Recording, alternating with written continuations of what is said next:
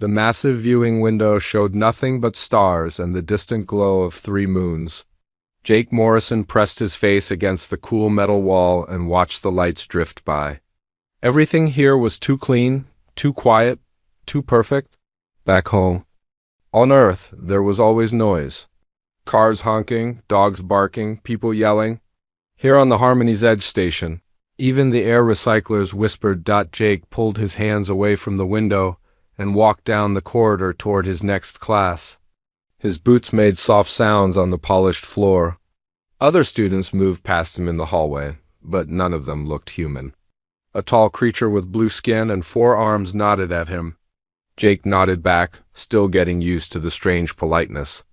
Of everything here, he had been on the station for 3 weeks now.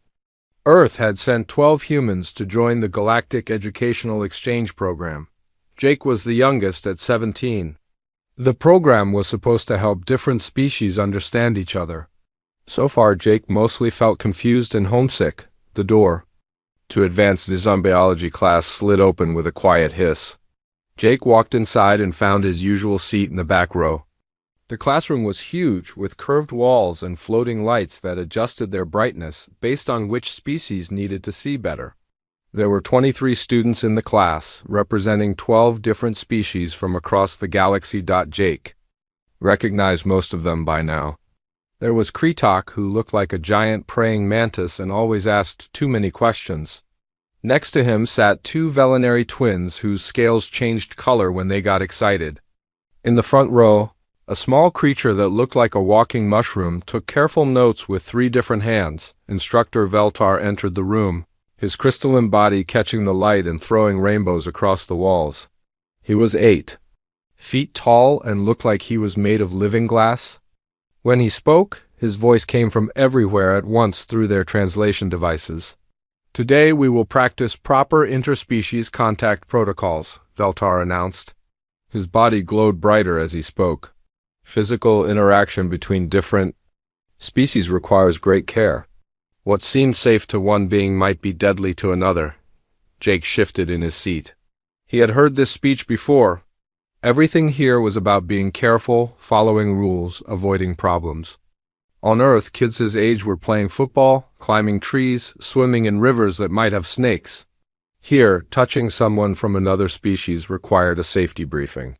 Physical contact can transmit diseases, toxins, or incompatible biological signals, Veltar continued. Some species communicate through touch in ways that others cannot handle. This is why we have established protocols. A student near the middle of the room raised a thin, pale hand. Jake had noticed her before but never spoke to her. She was one of the Kathmori, a species known for being smart and peaceful. Her name was Zixara, and she always sat very still during class, like she was afraid of breaking something. The Kathmori looked almost human, but not quite. They were taller and thinner, with skin so pale it was almost see-through. Their eyes were larger than human eyes and colored like silver. They moved like dancers, every motion smooth and careful. "Instructor Veltar," Zixara said in a voice. "That sounded like music. Could you demonstrate the proper greeting technique for bipedal species with similar appendage structures?" Veltar's body flashed with approval. "An excellent question. I will need 2 volunteers from compatible species." Several hands went up around the room. Jake kept his hands on his desk. He had learned that volunteering for demonstrations usually led to awkward situations. Human biology was different from most other species in ways that made simple things complicated. "Zixara, since you asked the question, would you like to participate?" Veltar asked. The pale girl nodded and stood up. She moved like she was floating instead of walking. "Now, I need another volunteer from a similar species," Veltar said, looking around the room. His crystal eyes stopped on Jake. "Jake Morrison. Your species has the most similar body structure to the Kathmori. Would you assist with this demonstration?" Jake felt 22 pairs of eyes turn toward him. He wanted to say no, but refusing would draw even more attention. "Sure," he said, standing up. As Jake walked to the front of the room, he noticed Zixara watching him carefully. Her silver eyes seemed to take in every detail of how he moved, how he held himself, how he breathed. It made him feel like he was being studied under a microscope. The proper greeting between similar bipedal species involves minimal physical contact, Veltar explained. One being extends their primary appendage toward the shoulder region of the other. The contact should be brief and gentle. No gripping, no sudden movements, no application of pressure. Jake and Zixara stood facing each other in the center of the classroom. She was about his height, but looked like she weighed half as much. Her skin had an almost transparent quality, and he could see faint lines that might have been veins underneath. Remember, Veltar said, different species have different tolerances for physical sensation. What feels normal to you might be overwhelming to another being. Begin when you are ready. Zixara took a small step forward and slowly raised her right hand toward Jake's shoulder. Her movements were so careful and precise that Jake felt like he was watching someone defuse a bomb. Jake stood still and tried to look friendly. He had been practicing what he called his harmless human expression for weeks. Smiling sometimes scared the other species because it showed his teeth. Looking too serious made them think he was angry. Finding the right expression was harder than any homework he had ever done. The classroom was completely silent as Zixara's hand moved closer to Jake's shoulder. Other students leaned forward in their seats to get a better view. Some of them had never seen two different species make physical contact before. Jake noticed that Zixara's hand was shaking slightly. He felt bad that she was nervous. "It's okay," he said quietly, trying to sound reassuring. "I won't hurt you." Zixara looked up at his face, and for a moment their eyes met. Jake saw something in her expression that he recognized from his first days on the station. She looked homesick and out of place, just like he felt most of the time. "I know you will not hurt me intentionally," she whispered back. Her fingertips touched his shoulder. The moment Zixara's fingers made contact with Jake's shoulder, everything changed. Her silver eyes went wide, and her whole body went rigid like she had been hit by lightning. The gentle touch that was supposed to last only a second stretched on and on. Jake felt nothing unusual. The alien girl's hand was cool and light on his shoulder, no different from when his sister Amy touched his arm to get his attention. But Zixara looked like she was seeing something terrible. Her mouth opened, but no sound came out. Her pale skin began to show dark lines underneath, like cracks spreading through ice. The other students in the classroom leaned forward, sensing that something was wrong, but not understanding what. Instructor Veltar moved closer, his crystal body flashing with concern. "Zixara, you may end the contact now," he said in his echoing voice, but Zixara did not move her hand away. She could not move her hand away. Through her people's natural empathic abilities, she was experiencing something no Kethmori mind had ever been designed to handle. Images flooded into her consciousness. She saw Jake as a small child, falling off his bicycle and scraping his knee on concrete. Blood ran down his leg, but he got up and kept riding. On her world, such an injury would require immediate medical attention and days of recovery. But in the memory, Jake's mother simply cleaned the wound and told him to be more careful. Another memory crashed into her mind. Jake at age 10 swimming in a lake with his friends. The water was full of bacteria and microscopic life that would kill most galactic species within hours. But Jake and the other human children splashed and played, their bodies fighting off dangers they did not even know existed. She saw him playing a game called football, where humans deliberately crashed into each other at high speed.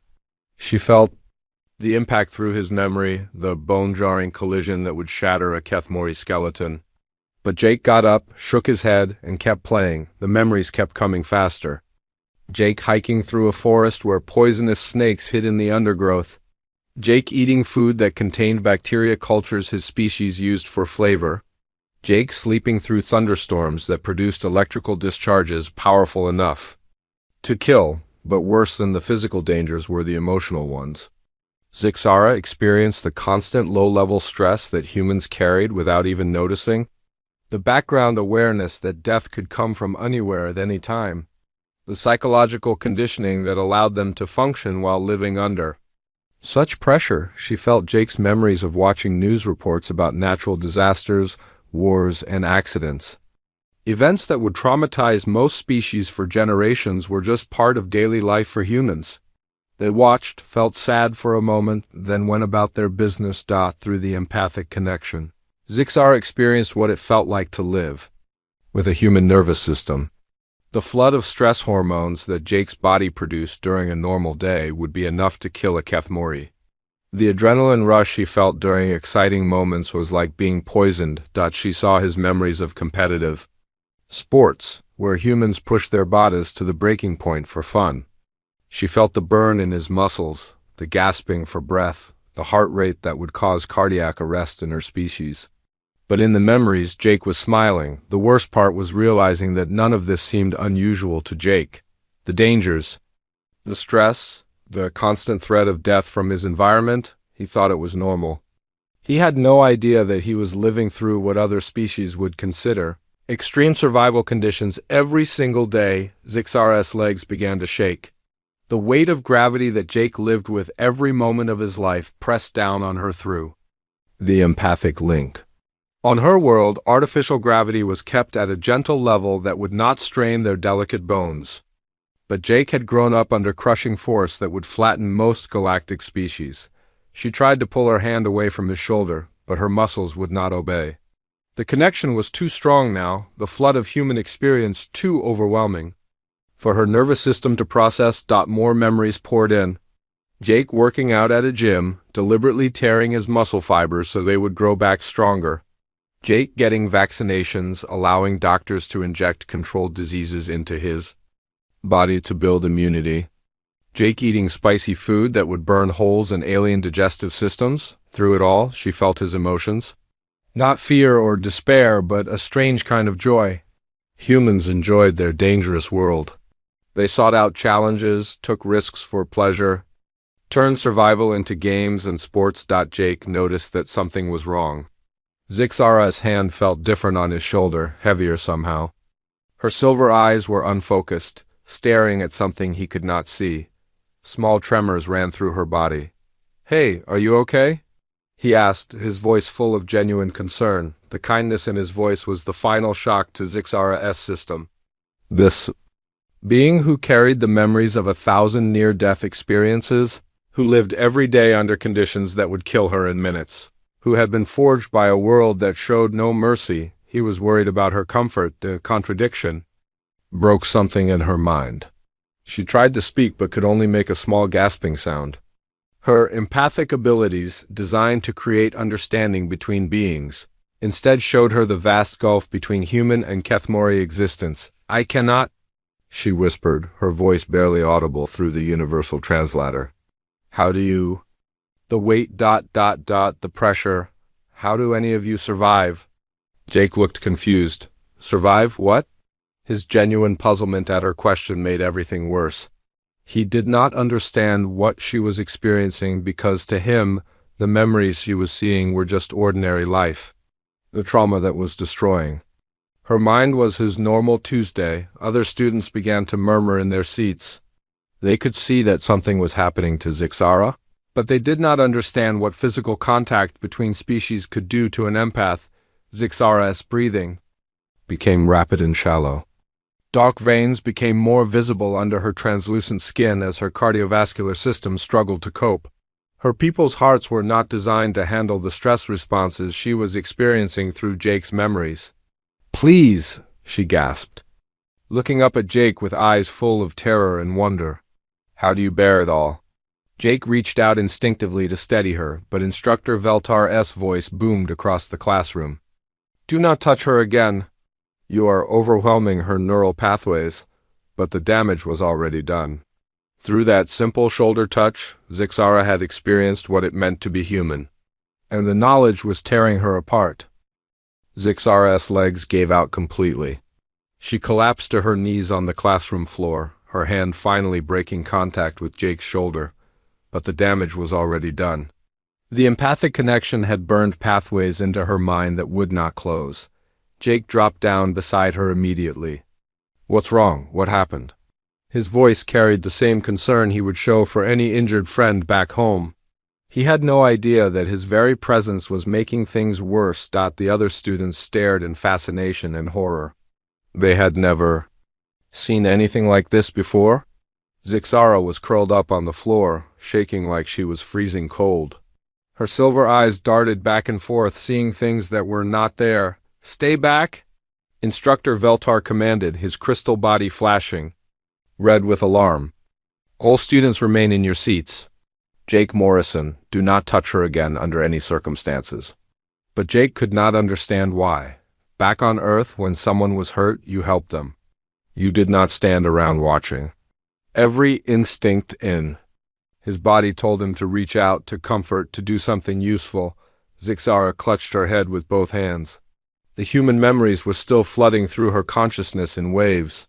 She saw Jake at age 14 hiking up a mountain where the air was so thin that most species would pass out. She felt his lungs burning, his heart pounding, but in the memory he was laughing with his friends. Another wave hit her. Jake playing in snow, exposing his skin to temperatures that would cause frostbite in minutes. Jake swimming in an ocean where the salt content would dehydrate alien skin. Jake riding a roller coaster, subjecting his body to gravitational forces that would crush delicate bones. "Make it stop," she whispered in her musical voice. "Please make it stop." Jake knelt helplessly beside her, his hands hovering inches away from her shaking form. "I don't know how to help you. Tell me what to do." Through her empathic abilities, Zixara continued to experience fragments of human childhood. She saw Jake falling out of trees, getting stung by bees, eating foods that contained natural toxins. Each memory was accompanied by the emotional context that made it even worse. The humans enjoyed these experiences. They sought out danger for fun. They turned survival into games and called it entertainment. Children on Earth played on equipment designed to test their reflexes and strength. They competed to see who could endure the most discomfort. "The games!" Zixara gasped, looking up at Jake with tears streaming down her face. "You play games with death. Your children ... they practice surviving on purpose." Jake looked completely lost. "What games? What are you talking about?" His confusion made everything worse. He did not even recognize his own childhood as survival training because to humans, it was just normal growing up. The playground equipment that would be classified as torture devices on other worlds was just fun to human children. More memories crashed through her mind. Jake's school experiences, where children learned to handle stress through competition and testing, where they were taught to push through pain and exhaustion, where falling down and getting back up was considered normal development. She saw his memories of family camping trips, where humans deliberately went to places without modern safety equipment. They cooked food over open fires, slept on the ground, with only thin barriers between them and wild animals, and considered it relaxation. The psychological conditioning was the worst part. Through the empathic link, Zixara experienced how human minds process trauma. They did not break under pressure like other species would. Instead, they adapted, compartmentalized, and kept functioning. Jake's memories showed her countless small traumas that had shaped his development. Sports injuries that taught him to ignore pain. Academic pressure that built his tolerance for stress. Social challenges that made him resilient to emotional damage, but none of it registered as trauma to Jake himself. He remembered these experiences as character building, as normal parts of growing up, as things that made him stronger. The empathic disconnect between what Zixara experienced and how Jake remembered it was tearing her mind apart. "You are all broken," she whispered, her voice filled with awe and horror. "But you think you are whole." The other alien students began to understand what they were witnessing. This was not just a medical emergency. It was a glimpse into the true nature of humanity. The quiet, polite boy they had been sharing classes with was revealed as something far more than they had imagined. Kritok, the mantis-like student, clicked his mandibles in distress. How is this possible? How can any species survive such conditions? The Velinary twins changed color rapidly, their scales shifting through shades of blue and purple that indicated extreme confusion. The mushroom-like student stopped taking notes. entirely and stared at Jake like he was looking at an alien artifact. Medical alert signals began sounding throughout the classroom. Automated systems had detected Zixara's distress and were calling for emergency response. Red lights flashed along the walls, and a calm artificial voice announced that medical personnel were on their way. Jake looked around at the chaos and felt completely helpless. Everyone was staring at him like he had done something terrible, but he did not understand what. All he had done was stand still and let Zixara touch his shoulder. How could that hurt anyone? I was trying to be gentle, he said to Instructor Veltar. I was being as careful as I could. Veltar's crystal body dimmed to a soft glow. Jake Morrison, you were not at fault. This is an unprecedented reaction.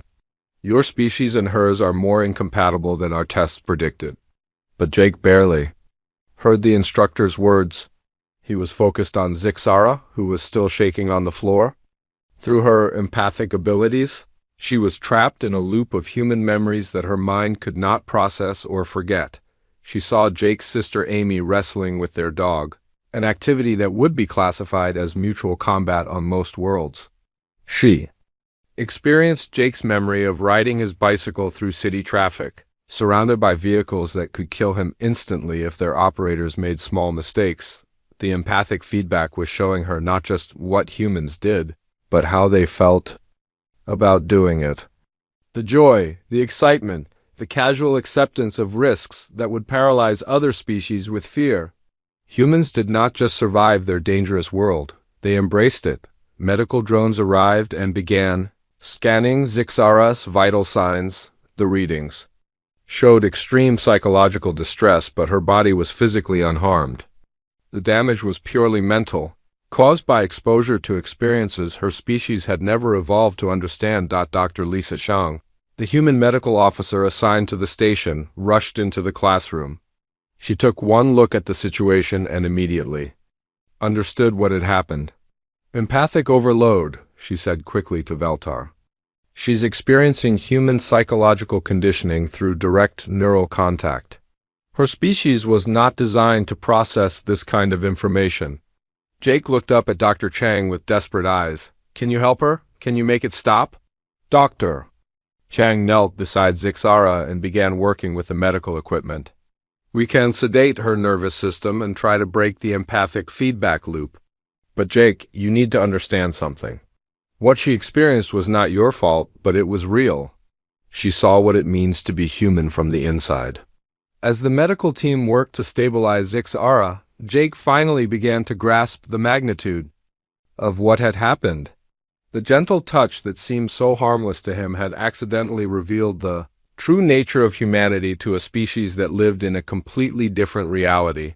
He looked around at his classmates, seeing the fear and wonder in their eyes, and realized that nothing would ever be the same. Dr. Lisa Chang worked quickly with the medical drones, injecting neural suppressants into Zixara's bloodstream. The alien girl's shaking began to slow, but her eyes remained wide and unfocused. Even with chemical help, her mind was still trapped in the echo of human experience. Her empathic pathways are completely overloaded, Dr. Chang explained to Instructor Veltar while monitoring the readings. It's like forcing someone to experience every nightmare they've ever had at the same time, except these nightmares are just normal human life. Jake sat on the floor nearby, watching the medical team work. He felt sick to his stomach, though he still did not fully understand why. All around him, alien students whispered in their native languages. The universal translators picked up fragments of their conversations. Impossible, one of the Velinary twins was saying. No species could survive such conditions. Yet they do more than survive, replied Kretok, his mandibles clicking nervously. They thrive, they multiply, they spread across their world like it belongs to them. The mushroom-like student spoke in a voice like rustling leaves. We have been sharing classrooms with apex predators and never knew it. Jake turned to look at them. I'm not a predator. I'm just a regular person. The sudden silence that followed his words was more frightening than any of their whispers had been. 22 pairs of alien eyes stared at him, and Jake realized They were seeing him differently now. Not as a quiet classmate, but as something dangerous that had been hiding in plain sight. Dr. Chang continued working on Zixara, but she kept glancing at Jake with a troubled expression. As the only other human on the medical team, she understood both sides of what was happening. She had grown up on Earth like Jake, but she had also spent years treating alien patients who came from gentler worlds. "Jake," she said quietly, "I need you to understand something. What Zixara experienced through empathic contact was not just your memories. It was the psychological framework that lets humans function on Earth, for her species. That framework is literally unbearable." Zixara's breathing was becoming more regular, but tears still ran down her pale cheeks. The sedatives were helping. Her body relaxed, but they could not erase what she had seen and felt. "The weight," she whispered, her musical voice broken and small. "How do you carry such weight every day?" Jake looked confused. "What weight? I don't understand." Dr. Chang answered. "For him, she means the psychological weight, Jake. The constant awareness of danger that humans carry without realizing it. The stress responses that keep us alive on Earth would kill most galactic species within days."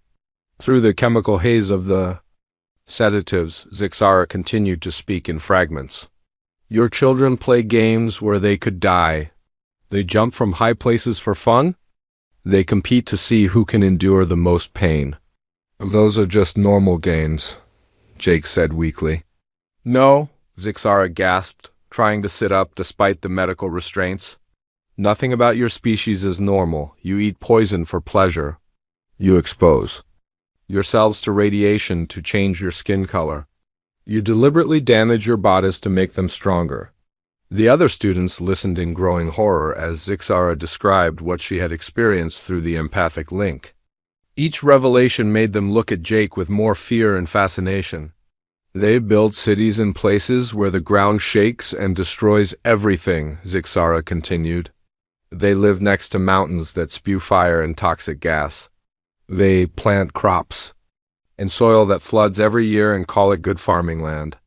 Instructor Veltar's crystal body was glowing with agitation.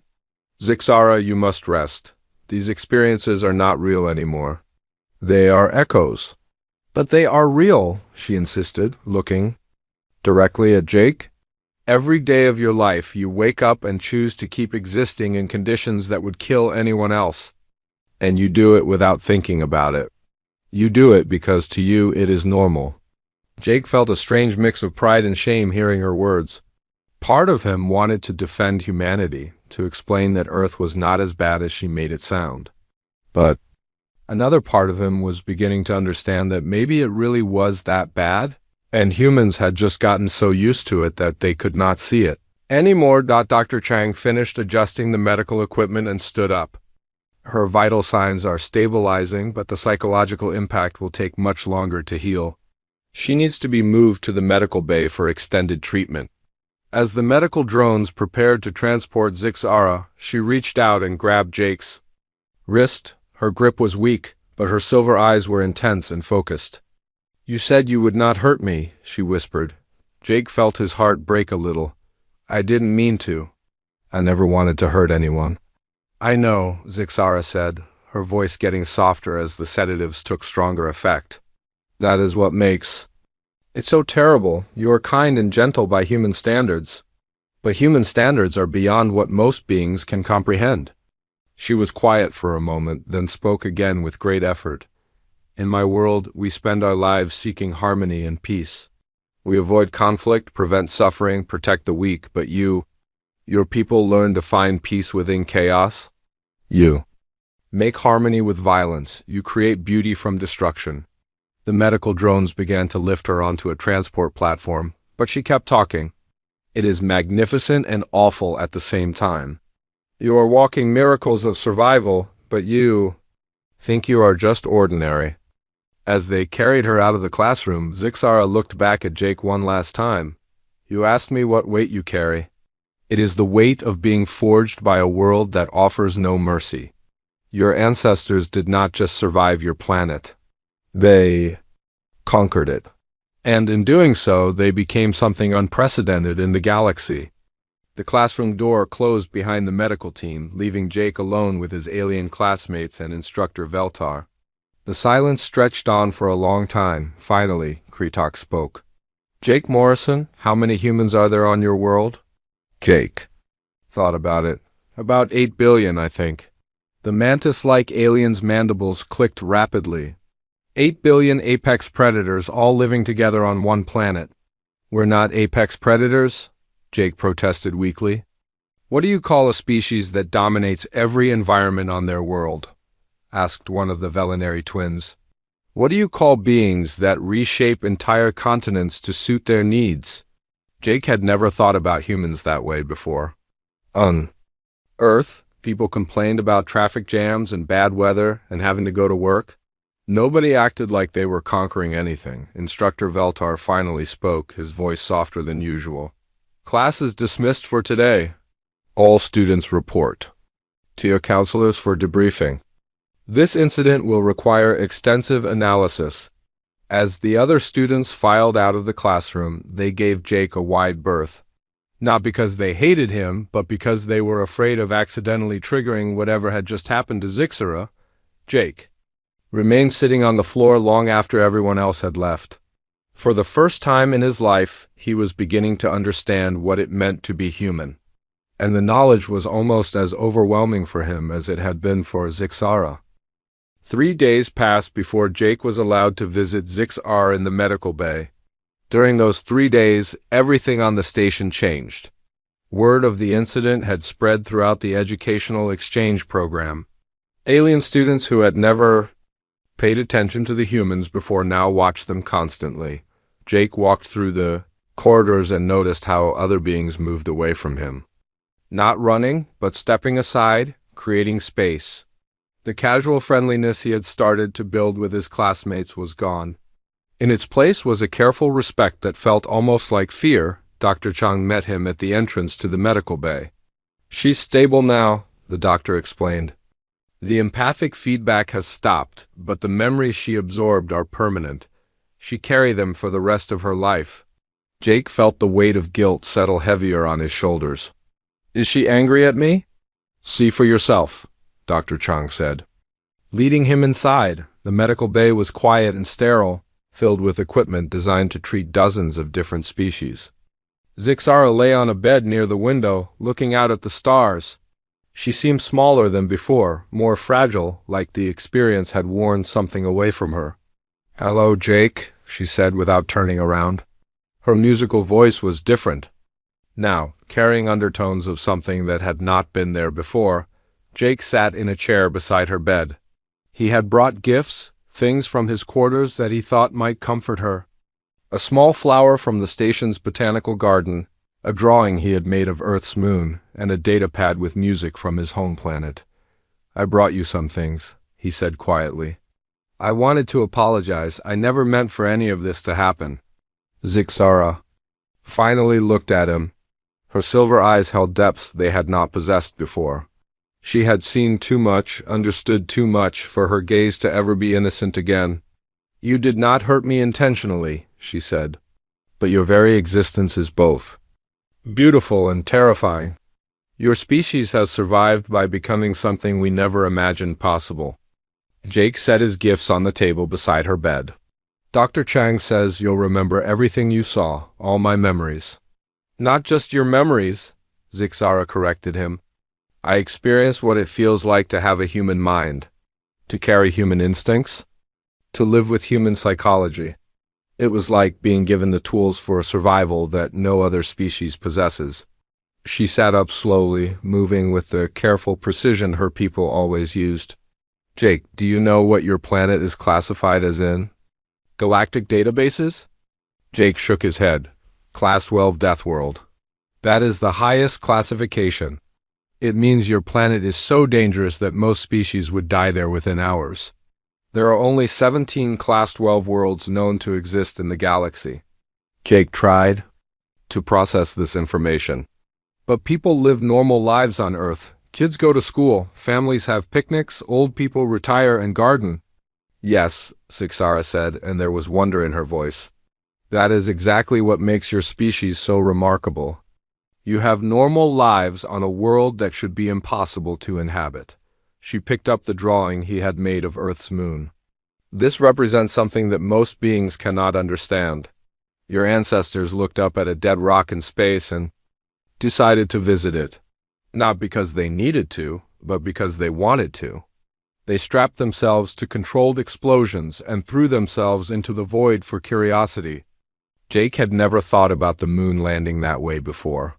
It was just exploration, learning about space. No, Zixara said firmly. It was the ultimate expression of human nature.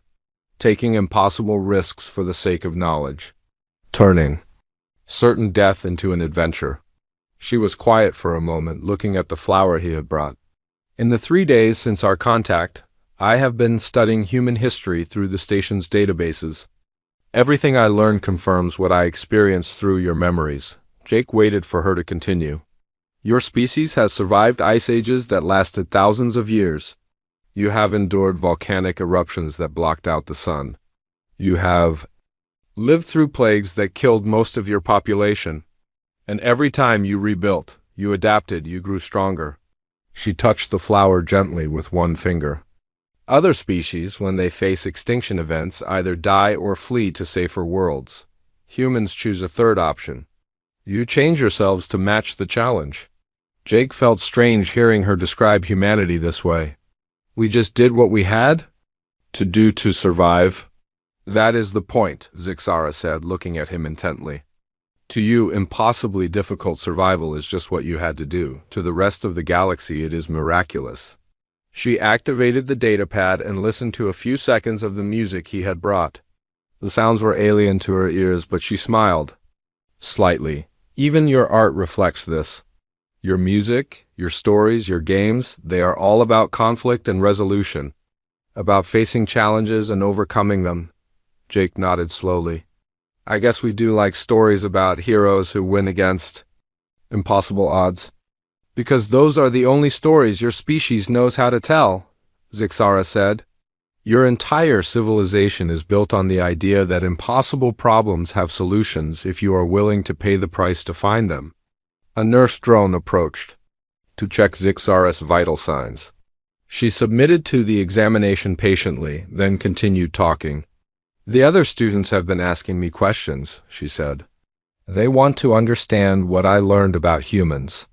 But how do you explain color to someone who has never seen light? Jake understood her meaning. You can't really tell them what it's like to be human. No, she agreed. I can tell them facts about your species, but the experience of carrying human consciousness, even briefly, cannot be shared. It must be lived. She looked out the window again at the stars. I have been changed by what happened between us, Jake. I can never return to the innocent view of existence that my people cherish. I have seen what it means to live without mercy from the universe. Jake felt terrible about this. I'm sorry. I wish I could take it back. I do not wish you could, Zixara said, surprising him.